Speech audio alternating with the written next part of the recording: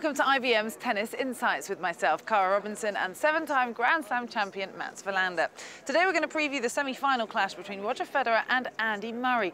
Roger leads their career head-to-heads 12-11. He's won all three of their last encounters, but Andy won the last time they met on grass. It was, of course, the gold medal match here at the London 2012 Olympics, and those will be very fond memories, I would imagine, Mats, for him to take into this encounter. Yeah, definitely for Andy Murray, that's a big confidence boost, but at the same time, that was a 2 out of 3 set match, and Roger Federer came off of a very long semi-final win against Juan Martín del Potro. So circumstances are different, but both players are playing as well as I've ever seen them play. Okay, well, IBM Insights have helped us to uncover the key battlegrounds between these two and who is most likely to succeed. The first one is the points won percentages, and rather surprisingly, the points won from baseline and the net are not necessarily what you would expect. So if we take a look at the statistics in a bit more detail, you can see the win percentage at the net for Andy Murray so far in this year's championships is 82% compared to 74% for Roger Federer.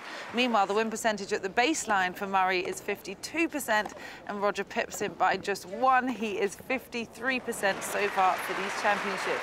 So it seems, Matt, as if these players are getting stronger in areas that they don't typically shine in. Well, definitely Andy Murray has improved his volleys, improved his attacking game, but at the same time, once you win 8 out of 10 points, you most probably want to come to that area a little bit more. Roger Federer from the baseline has 1% more winning points than Andy Murray, and that's because he is forcing the errors at the baseline, whereas Murray is a little more passive and he waits for his opponent to make the unforced error. Well, what about the serving location? I think the serving tactics from both of these two leading into the semi-final are likely to be repeated in this encounter.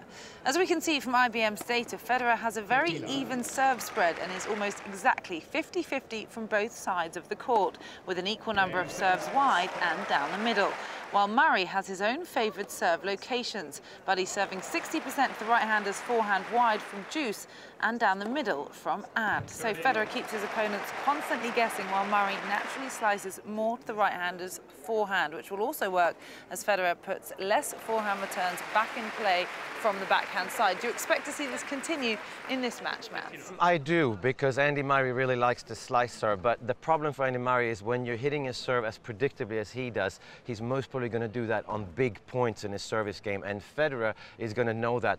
Yes, Federer puts less forehand returns in play, but he actually wins way more of those points percentage-wise when his opponent serves to his forehand. Federer has an advantage because he mixes his serve up so well, and you don't know where he's serving. It doesn't matter what the scoreline is.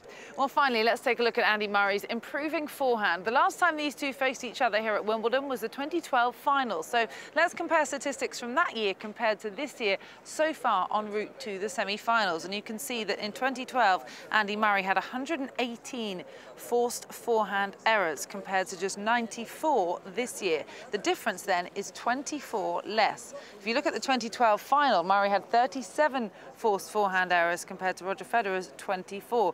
It's obviously tougher to force a forehand error from Murray now than it was in 2012. So should Roger keep trying to attack his forehand side? Well, I think Federer is going to have to mix it up a little bit. I think Andy Murray's forehand is the area where he's improved the most. He's able to absorb power these days and also put a little bit more topspin on it. And he can also chip the forehand back.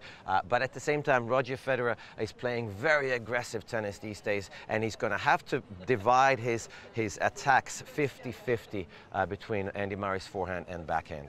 Who do you think is the favourite going in? Well, if Andy Murray comes out and plays too passive and Federer keeps up his form, then I think Federer is the slight favourite. Well, it's bound to be a very big match. Yes, Andy Murray takes on Roger Federer in the semi-finals of the 2015 Wimbledon Championships, and we'll be back with more IBM Tennis Insights tomorrow.